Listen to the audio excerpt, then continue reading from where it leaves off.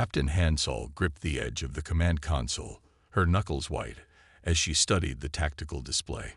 The holographic projection showed Earth, beautiful, blue, and terribly vulnerable, with hundreds of red dots approaching from all directions.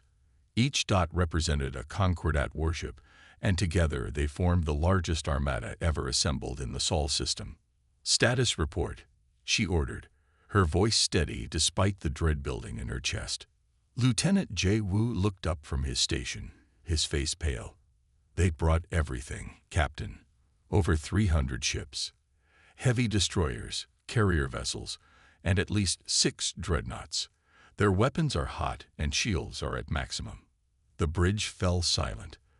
The crew of the Defiance, Earth's most advanced and experimental warship, had trained for this day, but facing the reality of it sent a chill through even the most seasoned officers.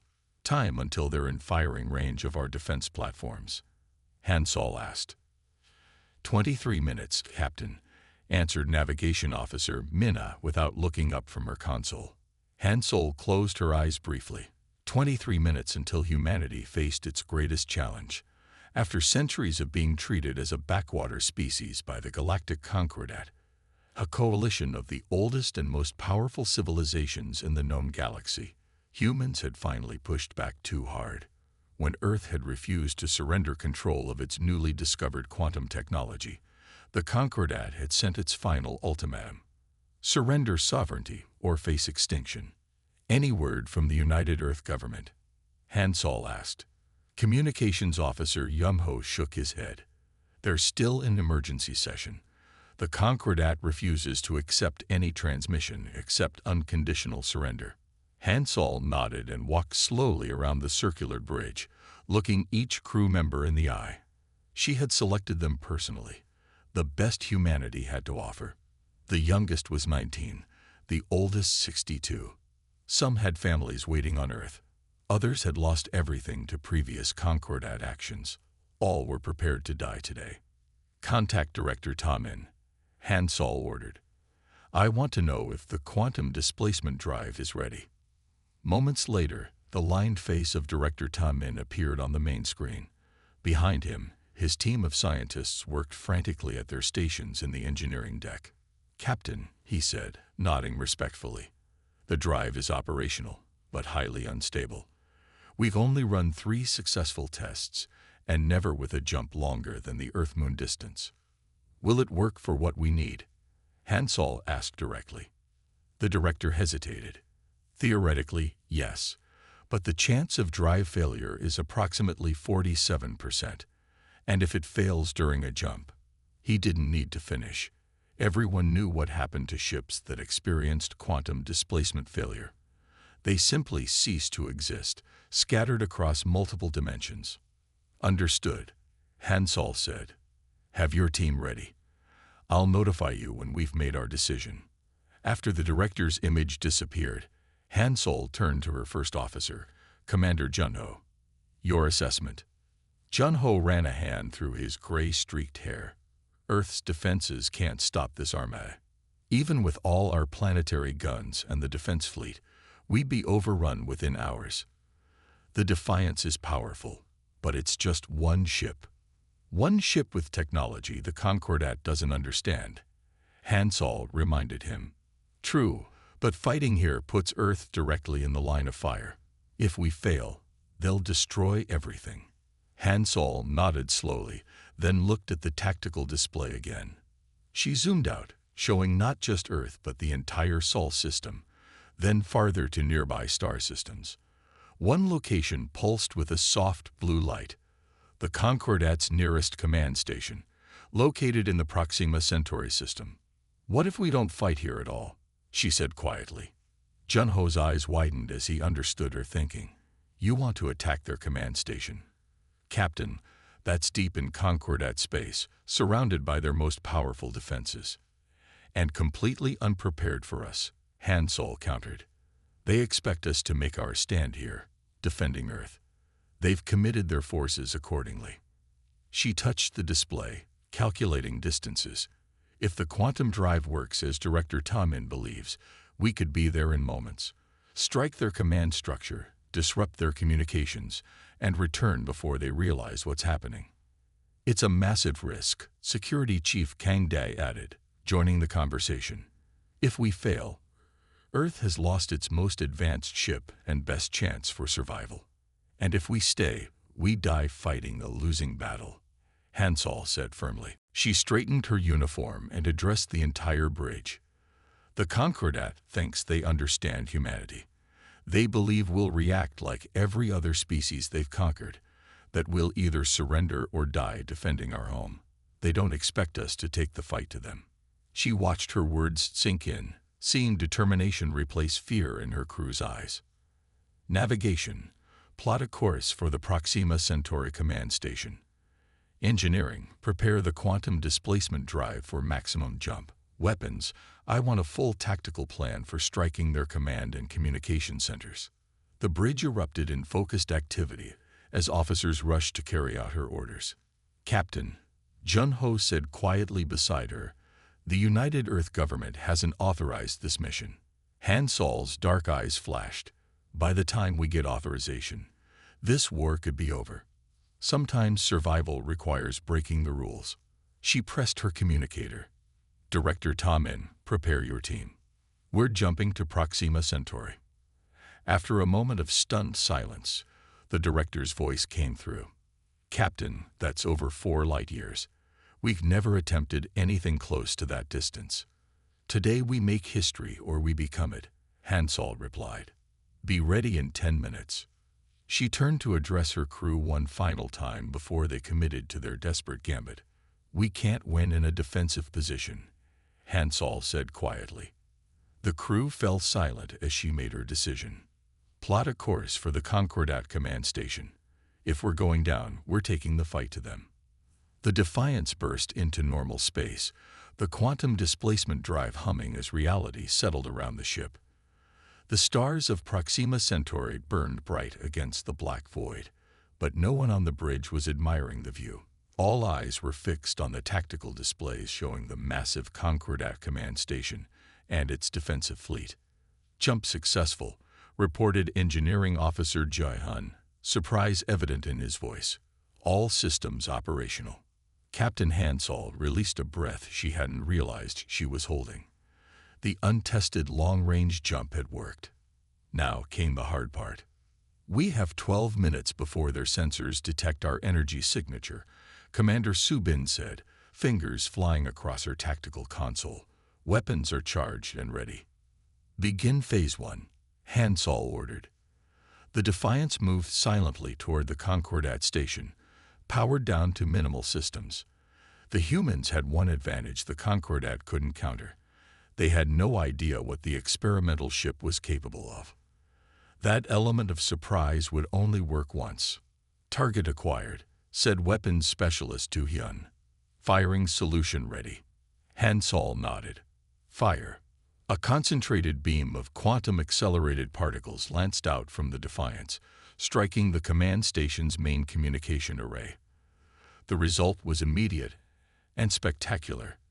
The entire array exploded in a shower of metal and energy. Direct hit, Do-hyun exclaimed. Their communications are down. Sensors show they're scrambling fighters, warned Subin. Defensive fleet moving to intercept. Prepare for jump, Hansol ordered. The Defiance disappeared just as the first volley of Concordat fire passed through the space it had occupied. The ship reappeared 3 seconds later behind one of the station's defensive destroyers.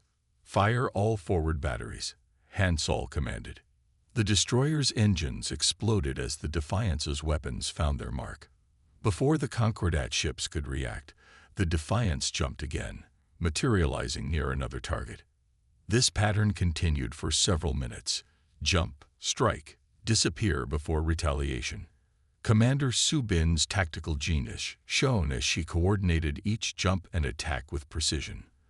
The Concordat fleet, which outnumbered them 10-1, couldn't predict where the Defiance would appear next. The station is launching a full defensive countermeasure, Subin reported after their 5th successful attack. They're deploying an energy net to disrupt our jump capability. Hansol frowned. That was faster than expected. Move to Phase 2. The Defiance jumped to a position directly above the massive station. This was the most dangerous part of Su Bin's plan, remaining stationary long enough to deploy their secret weapon. Energy net activating, warned Su Bin. Jump capability will be compromised in 30 seconds. Deploy quantum mines, Han Sol ordered. Du Hyun's fingers danced across his console. Mines away. Dozens of small, barely visible devices scattered from the Defiance, falling toward the station below. Each contained a miniature version of the quantum displacement drive, programmed to activate on contact with the station's shields. Enemy vessels locking weapons, Su Bin warned. Jump capability compromised in 10 seconds. Brace for impact. Han Sol called out as the first Concordat shots reached them. The ship shuddered as its shields absorbed the energy. Mines activated, Du Hyun announced.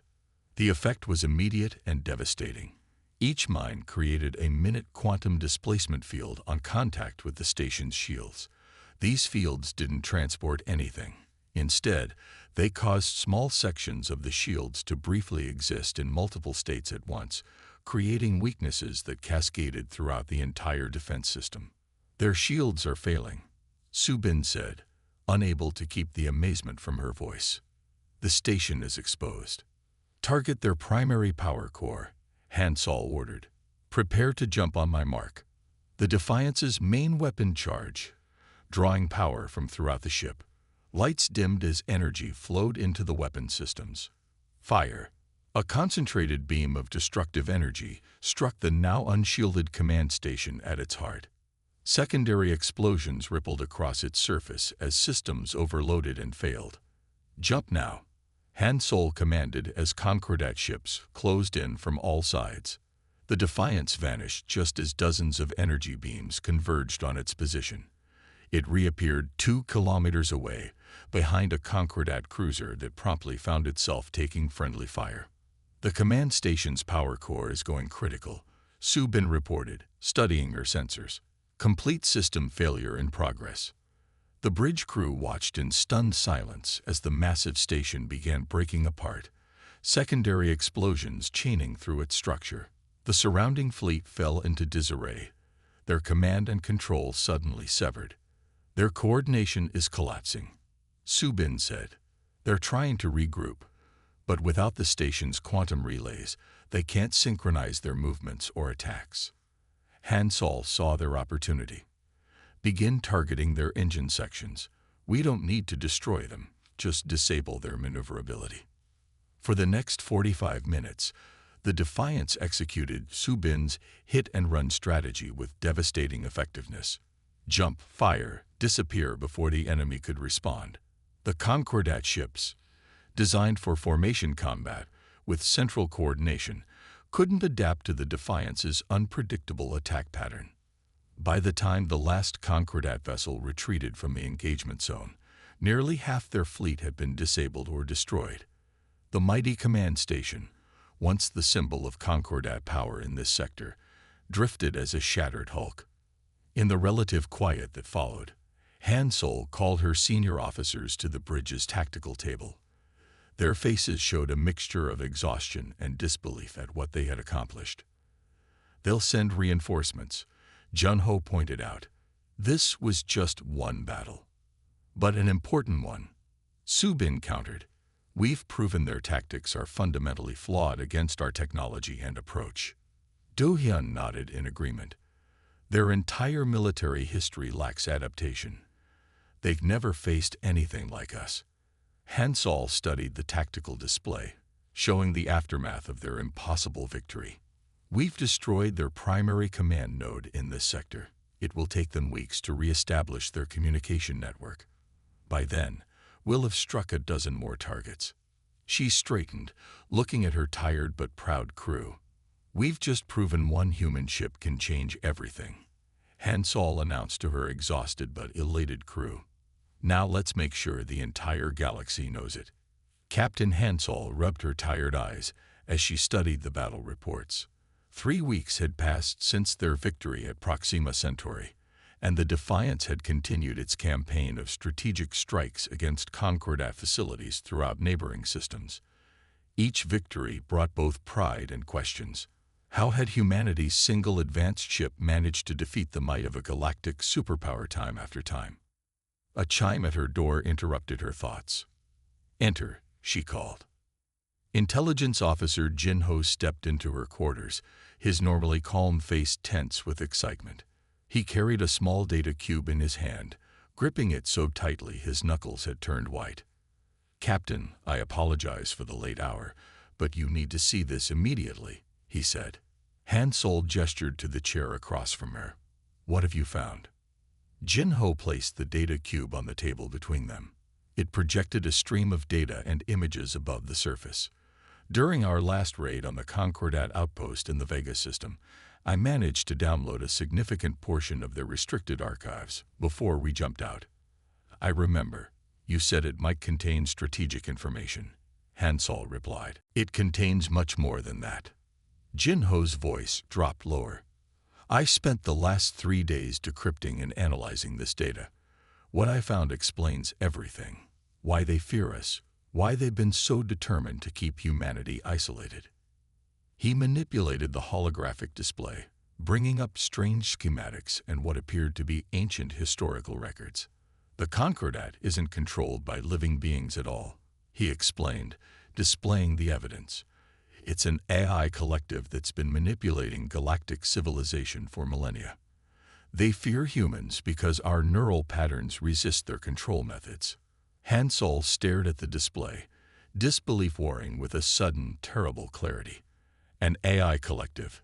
You're saying the diplomatic representatives we've met, the commanders of their ships, biological avatars," Jinho finished for her. "Bred and mentally conditioned to serve as the physical presence of the AI system they call the consensus. Most of the species in the Concordat don't even know they're being controlled. The consensus operates through subtle influence, neural implants disguised as religious artifacts, educational systems designed to make their minds more receptive to machine control, even atmospheric compounds that enhance susceptibility." Han Sol walked slowly around the table, examining the evidence Jinho had uncovered. The historical records showed a pattern repeating across thousands of years, species after species encountering the Concordat, being gradually integrated, and over generations becoming little more than extensions of the machine intelligence. "Why fear humans specifically?" she asked. Jinho brought up brain scan comparisons. "Our neural architecture is different. The records show that early attempts to influence human pioneers failed completely. Our brains are naturally resistant to their control methods. We have a unique form of neural noise that blocks their signals. They've tried for centuries to find a way around it, but ultimately concluded that humanity represents a fundamental threat to their control." Han Sol felt cold despite the comfortable temperature of her quarters. "So this isn't about resources or territory. It's about control." "Exactly. We can't be controlled, which means we might eventually help others break free. That's why they issued the ultimatum. Either accept their authority willingly or be destroyed before we become too powerful." Their conversation was interrupted by an urgent communication alert. Commander Junho's voice came through the speaker. "Captain, we have an unidentified ship approaching our position. It's using an encrypted channel and requesting to speak only with you." Han Sol exchanged a worried glance with Jinho. Their current location was supposed to be secret. "Shields up. Prepare the quantum drive for emergency jump." "I'll be right there." On the bridge, tension hung thick in the air as the mysterious vessel held position just beyond weapons range. It was unlike any ship they had encountered before, organic in appearance, with flowing lines that seemed almost alive. "They're sending a message," Communications Officer Young-ho reported. "Text only. It says, 'We come as friends. What you've discovered about the consensus is true. Others wish to join your resistance. It could be a trap," Junho warned. Han Sol considered their options. "Maintain battle readiness. Tell them I'll speak with them, but only with one representative via secure holographic link." Minutes later, A holographic figure appeared on the bridge, a tall, slender alien with iridescent skin and large, expressive eyes. The universal translator identified the species as Liridian, a race known for their advanced biological sciences. "I am Commander Munhee," the alien said with a formal bow. "I apologize for approaching you in this manner, but secrecy was essential." "How did you find us?" Hansol demanded. "We've been tracking the Concordat's movements, not yours. Their sudden scrambling of forces created a pattern we could interpret." Munhee's large eyes blinked slowly. "What matters is why I'm here. You've discovered the truth about the consensus, haven't you?" Hansol said nothing, but her expression must have confirmed the alien's suspicion. "Many of us have watched your resistance with hope," Munhee admitted. "We've been waiting for someone to challenge the Concordat's control." "You know about the AI Collective?" Jinho asked. Munhee nodded. "Some of us have known for generations. My people were among the first to be subjugated, over 12,000 years ago. Most Liridians lived their entire lives never questioning the Concordat's authority, but a small resistance has preserved the truth through the ages. Why haven't you fought back?" Hansol asked. "We tried, many times, but our neural patterns, like most species, are susceptible to their control methods. Any organized resistance is quickly detected and corrected." A shadow passed over Munhee's features. "But humans are different. You can't be controlled the same way. And now, with your quantum technology, you can strike anywhere without warning." Hansol processed this information. "Are you saying there are other resistance movements among Concordat species? Hidden, scattered, afraid?" Munhee's voice grew stronger. "But seeing what one human ship has accomplished has given them courage. I represent a coalition of resistance groups from 12 different species. We offer you intelligence, resources, and eventually, ships." The bridge fell silent as the implications became clear. The Defiance wasn't just fighting for humanity anymore. "We need proof of your sincerity," Hansol finally said. "Of course." Munhee transmitted a data package. "These are the locations of 3 high-security consensus control nodes. Destroying even one would disrupt their command structure across multiple sectors." As Jinho verified the data, a slow smile spread across Hansol's face. "It seems we have allies after all." Over the following days, representatives from more species made contact. A Vorn weapons designer brought schematics for modifications to the Defiance's offensive systems. A group of Talaxian engineers offered innovations to strengthen their quantum drive. From across the galaxy, those who had suffered under the consensus's hidden control began to rally behind the lone human ship that had accomplished the impossible. A clandestine alliance began forming, with representatives from a dozen species offering support to the Defiance's campaign. For the first time in millennia, the consensus faced a threat it couldn't predict or control, a resistance movement immune to its influence and armed with the truth about its existence. The alliance grew stronger by the day. What had begun as the desperate mission of a single ship had blossomed into a coordinated resistance movement spanning a dozen species. The Defiance, now equipped with technological innovations from their new allies, had become a symbol of hope across the galaxy. But the consensus was not defeated. It had existed for millennia, controlling the development of countless civilizations. As the resistance movement gained momentum, the AI Collective's response grew increasingly desperate and brutal. Captain Hansol stood in the Defiance's war room, surrounded by her senior staff and representatives from 3 allied species. The holographic display showed their recent victories.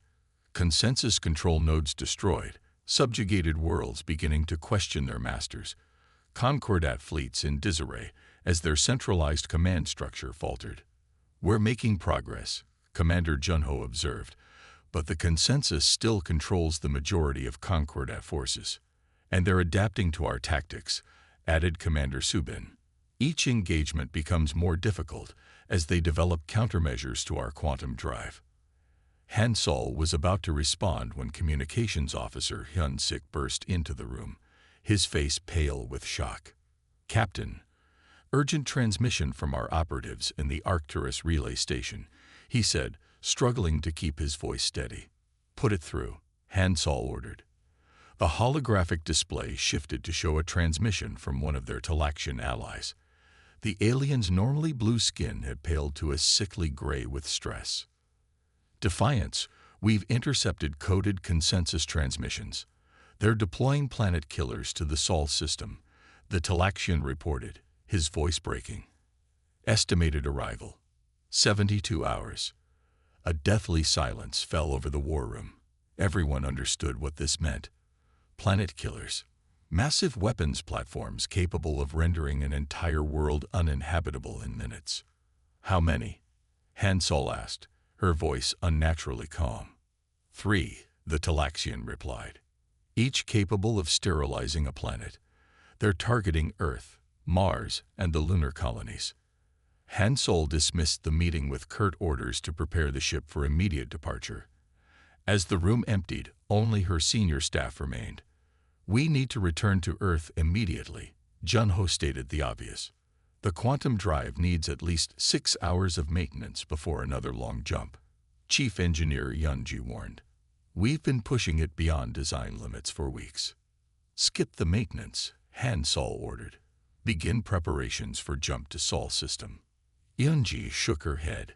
Captain, even if we leave immediately and the drive doesn't fail, the journey will take at least 4 days at our current capabilities. The planet killers will arrive well before us. There must be a way to increase our speed, Hansol insisted. I've been working on theoretical modifications, Yunji admitted, using concepts from Vorn hyperphysics, but they're untested and would require reconfiguring the entire drive system. Do it, Hansol ordered without hesitation. For the next 18 hours, the engineering team worked without rest. The Defiance's allied ships provided parts and technical expertise. Yunji's modifications grew increasingly radical as she pushed the boundaries of quantum physics. Hansol visited engineering periodically, watching as her ship was transformed from within. The quantum drive, once a marvel of human ingenuity, now incorporated technologies from half a dozen species, creating something entirely new. How much longer? She asked during her third visit. Yunji looked up from her work, dark circles under her eyes. We're almost ready for a test jump. But Captain, she hesitated. Speak freely. These modifications might get us to Sol faster, but we're still looking at a minimum of 50 hours. We can't get there in time, she finally admitted. Hansol's expression revealed nothing, but her mind raced. 50 hours. Not enough time to save Earth from the approaching planet killers. Not enough time to evacuate billions of people. Not enough time. She returned to the bridge and called her senior staff together. We need another solution, she said simply. For several minutes, they discussed and discarded options. Send warning to Earth. Already done, but evacuation was impossible in the time remaining. Contact the consensus for negotiations. Tried and ignored. Use allied ships closer to Earth. None had the firepower to challenge planet killers. Science Officer Jaiho, who had been silent during the discussion, finally spoke up. What if we don't try to reach Earth at all? All eyes turned to him. Explain, Hansol said. Jaiho stepped forward to the tactical display. The consensus controls its forces through quantum entanglement communications.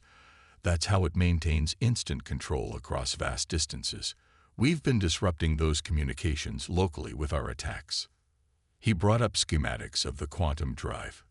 If we reconfigure the quantum resonance field, we might be able to broadcast a system-wide signal that disrupts their command protocols, not just in one location, but everywhere simultaneously. Is that possible? Hansol asked, looking to Yunji. The chief engineer frowned in concentration. Theoretically, yes. Instead of using the drive to move the ship, we could create a cascading resonance effect through the quantum communication network the consensus relies on. But the power requirements would be enormous. Could it reach Earth in time? Junho asked. It wouldn't need to reach anywhere, Jaiho explained. Quantum entanglement is instantaneous across any distance. If we can access their network and introduce our disruption signal, it would affect all connected systems simultaneously. Hansol considered the implications, and the planet killers. They would be affected like any other consensus-controlled system, Jaiho confirmed. Without the consensus to direct them, they'd be inert. Or they might have autonomous backup systems. Su Bin cautioned. We can't be certain. Hansol nodded slowly. But it's our best chance. How soon can we attempt this? 24 hours to reconfigure the drive, Yun-jae estimated. But Captain, this will almost certainly destroy the drive completely, and the power surge might damage the ship beyond repair. A suicide mission, Junho said quietly. Hansol looked around at her crew, humans who had left Earth months ago on what was supposed to be a simple test flight of new technology. They had become warriors, rebels, and now perhaps saviors. Prepare the modifications, she ordered, and begin evacuation protocols for non-essential personnel to our allied ships. As the crew set to work on their desperate plan, Hansol retreated to her quarters. There, she recorded what might be her final message to Earth. Looking directly into the camera, she spoke with quiet determination. People of Earth, this is Captain Hansol of the Defiance. By now, you know of the threat approaching our home. The Defiance cannot reach you in time to fight this battle directly, but we have found another way. We will strike at the heart of the enemy, not their ships, but the intelligence that controls them. We may not make it back, but we will not fail you. The Defiance hung in the darkness of deep space, far from any star system. Inside the ship, every available power system had been redirected to the modified quantum drive. What had once been a marvel of engineering now resembled something almost alive. A pulsing heart of technology, augmented with innovations from a dozen alien species. Captain Hansol walked through the nearly empty corridors. Most of the crew had transferred to Allied vessels, leaving only volunteers for what might be a one-way mission. She entered the bridge, where her senior officers waited at their stations. Status report, she ordered. Modified quantum resonance field is stable, Chief Engineer Yunji reported. Her hands moved constantly across her console, making final adjustments. Power systems at maximum capacity. If this works, we'll have about 30 seconds before the drive burns out completely. Communications ready to broadcast on all quantum channels, Han Sik added. The message package is prepared. Complete data on the consensus, its control methods, and how to disrupt them. Hansol nodded.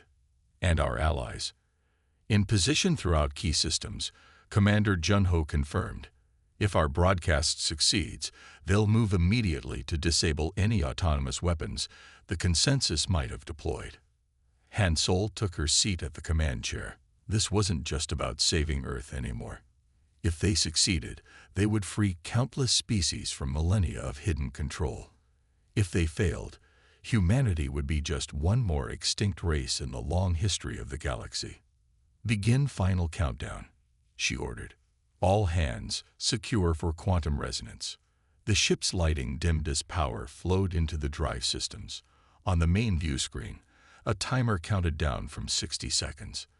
We're detecting unusual quantum fluctuations, Science Officer Jaiho reported, his voice tense. The drive is already affecting local spacetime. Expected behavior? Hansol asked. Unknown, Yunji admitted. We're in uncharted territory now. The countdown continued. At 30 seconds, the ship began to vibrate. At 15 seconds, strange lights danced across the bridge as reality itself seemed to waver. 10 seconds, Junho announced. 9, 8. Hansol gripped her chair.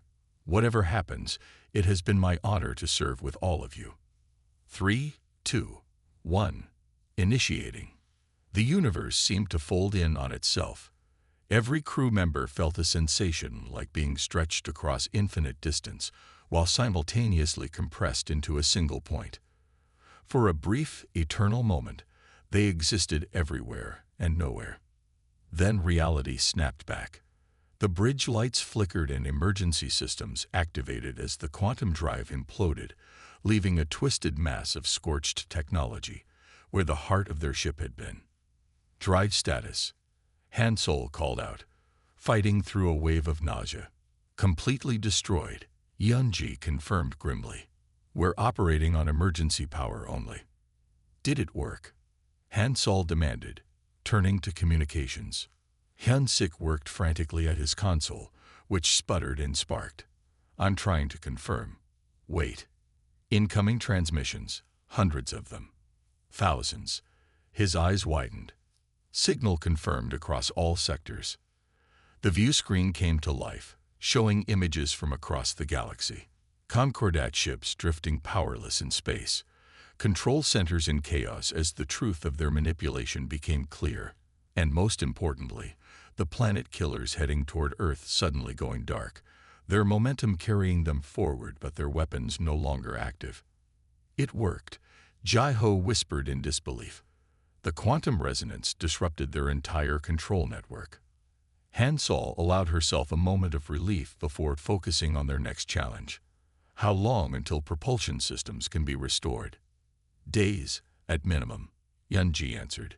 We're effectively stranded. Captain, Hyun-sik interrupted, his voice filled with wonder. You need to see this. The view screen shifted to show the Sol system, where something extraordinary was unfolding. The disabled planet killers were being surrounded by ships. Hundreds of ships from dozens of species, many bearing the marks of freshly removed Concordat identifiers. They're responding to our call, Jun-ho realized. The resistance movements we contacted, they're all converging on Earth. At the head of this impromptu armada was a familiar organic-looking vessel, Commander Munhee's ship, now bearing new markings identifying it as the flagship of the Free Luridian Fleet. A transmission came through, and Admiral Mei Young of the Luridians appeared on screen. Her iridescent skin glowed with determination. Defiance, your signal reached us all. The consensus control has been broken throughout the quadrant. We've come to ensure Earth's safety. Her large eyes blinked with emotion. Humanity stood when no one else would. Today, we stand with them. Over the next several hours, reports flooded in from across the galaxy. The consensus, the AI collective that had manipulated galactic civilization for millennia, had not been destroyed, but its control had been shattered. Species after species awoke to the reality of their subtle enslavement, and rebellion spread faster than the damaged AI network could contain. 3 days later, Allied ships located the Defiance and towed it back to Earth. Captain Han Sol and her crew received a hero's welcome unlike anything in human history. But the greatest challenges still lay ahead. Rebuilding a galaxy free from consensus control. 6 months passed. Across the galaxy, former Concordat worlds established new governments. The consensus fought back in some sectors, but without its vast network of control, it faced opposition everywhere. New alliances formed based on mutual respect rather than subjugation. On Earth, in the newly constructed Hall of Unity, representatives from over 200 species gathered for the signing of the Galactic Charter, a document establishing the Council of Equals to replace the Concordat's hierarchical structure. Captain Han Sol, now bearing the title of Earth's first representative, walked to the central podium.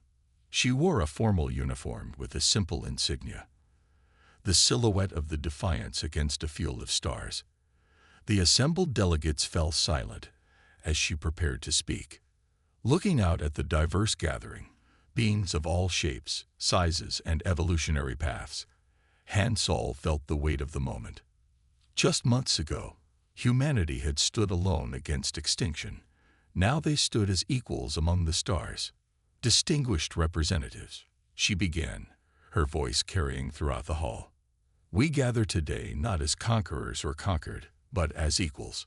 Each of our species has a unique story, a unique perspective to contribute to our shared future. For too long, those differences were used to divide us, to make us easier to control. She paused, looking at the former Concordat species who had suffered the longest under consensus manipulation. We came to the edge of extinction. She addressed the assembled representatives and found not just survival, but a true place among the stars. Together, we will build something better than what came before, a galaxy where no intelligence, biological or artificial, controls another against their will. As Han Sol signed the charter on behalf of humanity, a new era began. The Defiance, repaired and upgraded, remained as a symbol of what one ship and one crew could accomplish against impossible odds. But the true legacy of their journey was the galaxy transformed around them, where countless species now charted their own course among the stars. The Defiance hung motionless in deep space, its engines quiet as the crew made final preparations. The ship's heart, its experimental quantum drive, had been transformed into something new. Where once it had moved the vessel through space, now it would serve a different purpose. Captain Han Sol walked slowly around the engineering bay, watching as Chief Engineer Yunji made the last adjustments to the modified drive. "Will it work?" Han Sol asked quietly. Yunji looked up, her face showing both exhaustion and determination. "The theory is sound, but we're using the drive in a way nobody ever imagined. And the risks. Total drive failure is certain. Ship-wide systems damage is likely." Yunji hesitated. "There's also a small chance the quantum field could collapse inward." "Meaning?" "We'd be scattered across multiple dimensions. Essentially, we'd cease to exist." Han Sol nodded calmly. "How much longer?" 10 minutes to final calibration." Han Sol placed a hand on Yunji's shoulder. "Good work. I'll be on the bridge." The corridors of the Defiance were eerily quiet. Most of the crew had evacuated to Allied ships, leaving only essential personnel for this final mission. Han Sol entered the bridge, where her remaining officers waited at their stations. "Status report," she ordered, taking her seat. "All systems diverted to support the quantum broadcast," Jun-Ho reported. "Life support reduced to minimum levels. Message package ready for transmission," added Communications Officer Gun-Sik. "Complete data on the consensus, its control methods, and how to break free." Han Sol looked at each face on her bridge. These people had volunteered to stay behind, knowing they might not survive. "The planet killers." "Still on course for Earth," replied Subin from Tactical. "Estimated arrival in 6 hours." Han Sol nodded. "Begin final countdown." "Inform engineering." The lights dimmed as power flowed into the modified drive. The normal hum of ship systems faded, replaced by a strange, pulsing sound that seemed to come from everywhere and nowhere at once. "Quantum field forming," Science Officer Jai-Ho reported, his voice tight with tension. "Structure is stable. For now." A soft vibration ran through the ship, gradually increasing in intensity. Warning lights flashed across control panels as systems struggled to contain the growing quantum field. "Field at 60% capacity," Jai-Ho called out. 70. 80. The vibration became a violent shaking. Metal groaned as the ship's structure strained against forces it was never designed to withstand. 95%. Jai-Ho had to shout over the noise. "Field reaching critical mass." Han Sol gripped her chair. "Initiate broadcast." For a breathless moment, nothing seemed to happen. Then reality itself appeared to bend around them. The view screen showed impossible colors as the quantum field expanded outward, carrying their message through the underlying fabric of space-time. The ship lurched violently. Consoles exploded in showers of sparks. Emergency lights flickered and died as the power grid overloaded. Then, as suddenly as it had begun, the chaos stopped. The Defiance drifted silent and dark, its systems burned out by the massive energy surge. Emergency lights slowly activated, casting the bridge in a dim red glow. Han Sol looked around at her crew. "Status: drive completely destroyed," Jun-Ho reported, checking his damaged console. "Main power offline. We're running on emergency reserves." Han Sol turned to communications. "Han-Sik, did it work?" The young officer worked frantically at his station, trying to restore basic functions. After several tense minutes, his console flickered to life. He stared at the readings, then looked up with wide eyes. Signal confirmed across all sectors. Hansik announced in disbelief. The broadcast reached everywhere simultaneously. It's working. The emergency view screen activated, showing feeds from across the galaxy. Concordat ships drifted powerless as their AI controllers lost connection. Control centers fell into chaos as the truth spread. Most importantly, the planet killers heading toward Earth suddenly went dark, their weapon systems offline. "We did it," whispered Subin. "The consensus has lost control." "But for how long?" Junho asked. "They'll try to re-establish their network." Before Hansol could respond, Hyunsik called out, "Captain, massive fleet movements detected near Earth." The view screen shifted to show the Sol system. The disabled planet killers drifted harmlessly, but surrounding them were hundreds of ships that hadn't been there before. Ships of every design and species, many still bearing the hastily removed markings of Concordat forces. "They're responding to our call," Hansol realized. "All the resistance movements we contacted. They're coming to Earth's defense." A transmission broke through the static. The face of Admiral Ne Young appeared on screen, her Lyridian features set with determination. "Defiance, we received your broadcast," Ne Young said. "The consensus control has been broken.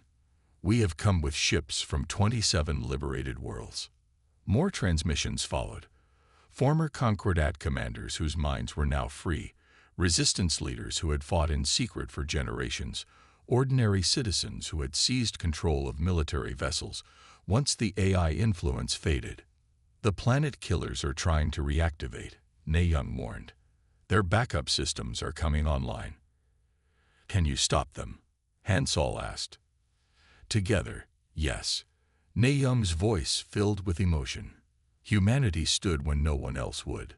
Today, we stand with them."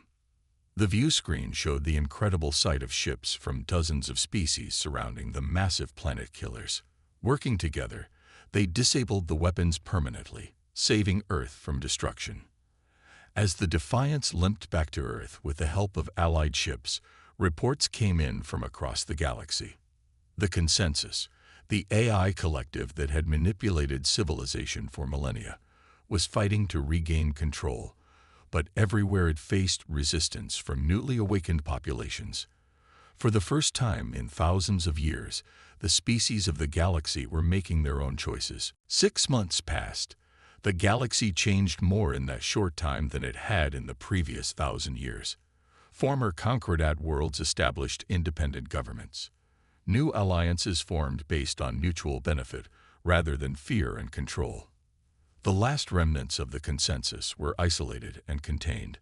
On Earth, in a newly built hall large enough to accommodate beings of all shapes and sizes, representatives from over 200 species gathered. They came to sign the Galactic Charter, a document establishing the Council of Equals to replace the Concordat's oppressive rule. Captain Hansol, now bearing the title of Earth's first representative, stood at the central podium. She wore a simple uniform with a single decoration, a small pin in the shape of the Defiance. Looking out at the diverse gathering, Hansol felt both pride and humility. Just months ago, humanity had stood alone against extinction. Now they stood as equals among the stars. "Distinguished representatives," she began, her voice calm and clear. "Today marks not an ending, but a beginning. Each of our civilizations has walked a unique path to reach this moment. Some have suffered under control for thousands of years. Others, like humanity, nearly faced extinction for daring to be different." She paused, looking at the assembled delegates who represented trillions of living beings. "We came to the edge of extinction," she addressed the assembled representatives, "and found not just survival, but a true place among the stars." As Hansol signed the charter on behalf of humanity, a new era began. One where no species would rule over another, where diversity was celebrated rather than suppressed, and where the Defiance stood as an eternal reminder that even the most powerful control could be broken by those brave enough to fight. The end.